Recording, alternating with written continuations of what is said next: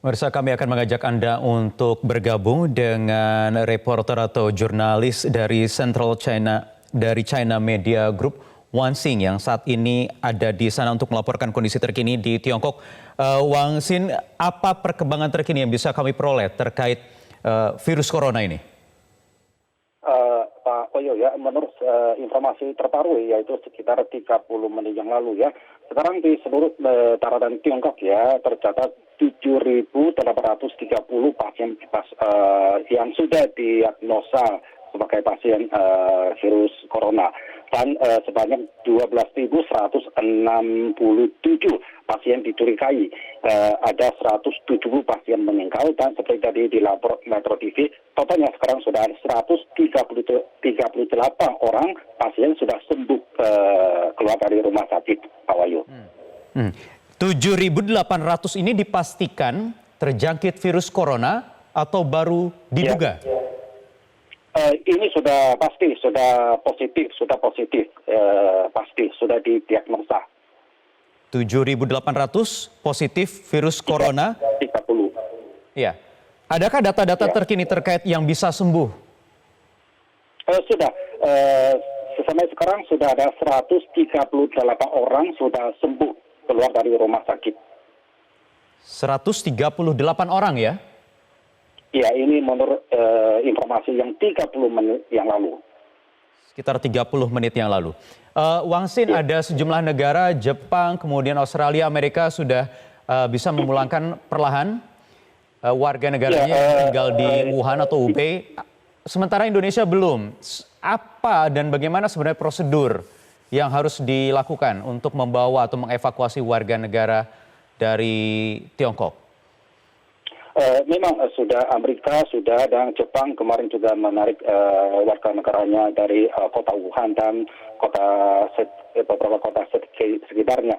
Tapi sekarang menurut sumber saya itu sekarang yang di Wuhan ada ratusan orang Indonesia juga, tapi kebanyakan itu mahasiswa yang sedang belajar di sana. Tapi sekarang yang problemnya itu kota Wuhan sudah diisolasi semua, berarti akses lalu lintas keluar sudah diputuskan semua. Tapi kalau misalnya kalau Indonesia mau menarik warganya dari kota Wuhan itu harus menurut saya mungkin harus melakukan kontak dengan Kementerian Luar Negeri Tiongkok. Ya, setahu saya mungkin ya pemerintah Indonesia sekarang lagi membahas isu ini dengan pemerintah Indonesia. Sebenarnya dari jalur diplomatik untuk urusan ini masih lancar antara kedua negara, Pak Wahyu.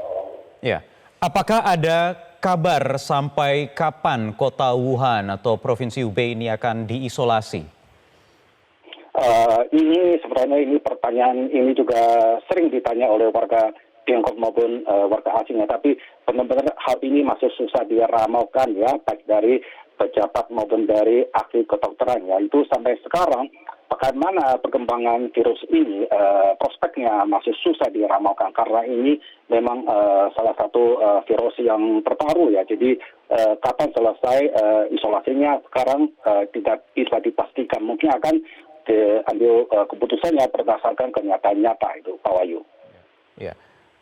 Presiden Xi Jinping juga sudah berkunjung ke Hubei, ke Wuhan. Apa kemudian hasilnya? Apakah ada perkembangan terkini terkait penanganan virus corona ini? Termasuk mungkin dari para peneliti yang masih terus mencari antivirus. Apakah sudah ada kabar? Menurut sumber saya, Presiden Tiongkok Xi Jinping masih tidak pernah berkunjung ke Wuhan selama wabah ini terjadi. Tadi Perdana Menteri Tiongkok Li Keqiang sudah berkunjung ke Wuhan.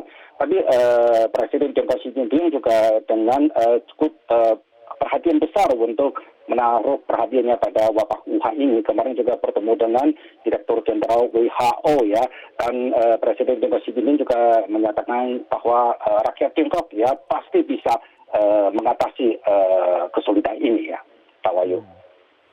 Ya, jadi belum ada tanda-tanda sampai kapan kira-kira kota Wuhan ini akan dibuka isolasinya, begitu ya? Menurut keadaan sekarang ini susah diramalkan dan belum bisa dipastikan atau diputuskan itu, ya, Pak Wahyu. Iya. Baik, kemudian apa kabar atau perkembangan terkini dari rumah sakit yang dibangun khusus untuk menangani virus corona ini? Ya, seperti dilaporkan oleh media dunia, yaitu memang di kota Wuhan sekarang lagi dibangun 2 rumah sakit darurat, masing-masing memiliki 1.000 lebih tempat tidur ya. Katanya itu akan dikonstruksinya akan diselesaikan dalam waktu 6 hari, mungkin ini masih 3 hari akan selesai. Setelah itu akan memasang peralatan kedokteran ya. Katanya itu paling 5 hari kurang lebih, yaitu kedua rumah sakit darurat ini akan resmi beroperasi dan menerima pasien virus corona itu, Pak Bayu.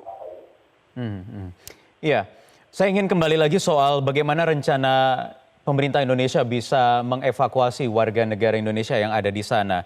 Paling tidak sampai sekarang baru bantuan-bantuan berupa masker yang dikirimkan, kurang lebih ada 10.000 masker di sana. Apakah sudah sampai di Wuhan? Menurut saya maskernya belum sampai, tapi di sini saya juga mau menyampaikan terima kasih atas bantuan dari Indonesia ya.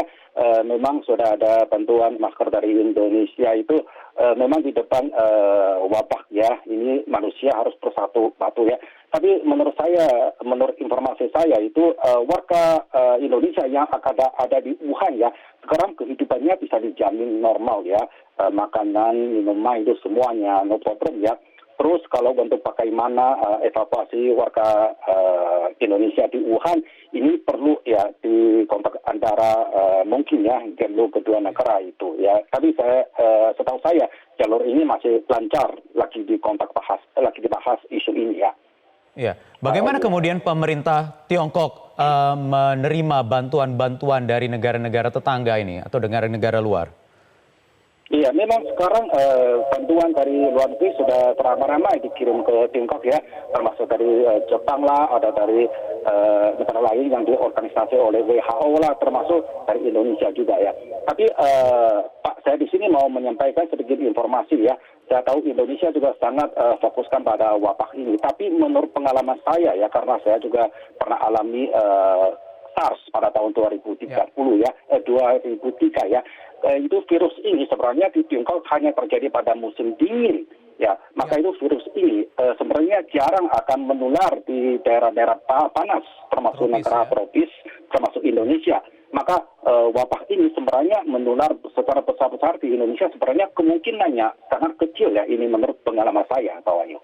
Ya, karena musim dingin ya. Saya ingin tanyakan lagi kalau untuk bantuan tadi, bagaimana dengan bantuan tenaga medis dari asing? Menurut saya tenaga medis dari asing sebenarnya masih belum ada. Karena itu salah satu susah itu bahasanya susah diatur. Tapi sebenarnya untuk tenaga medis di Tiongkok cukup ya, karena di Tiongkok setiap provinsi sudah mengirim tenaga medis ke provinsi Hubei, ke kota Wuhan. Katanya sampai malam ini sudah lebih dari 6.000 tenaga medis sudah standby. Ada yang sudah standby, ada yang lagi dikirim ke kota Wuhan standby. Menurut saya itu tenaga medis dari domestik Tiongkok masih cukup lah. Jadi untuk sementara mungkin tidak perlu bantuan dari luar negeri, Pak Wahyu. Baik, terima kasih Wang Xin, wartawan Tiongkok melaporkan langsung dari Beijing. Terima kasih atas bantuan dari Indonesia ya. Memang sudah ada bantuan masker dari Indonesia itu memang di depan wabah ya. Ini manusia harus bersatu padu ya. Tapi menurut saya, menurut informasi saya itu warga Indonesia yang ada di Wuhan ya, sekarang kehidupannya bisa dijamin normal ya. Makanan, minuman itu semuanya no problem ya.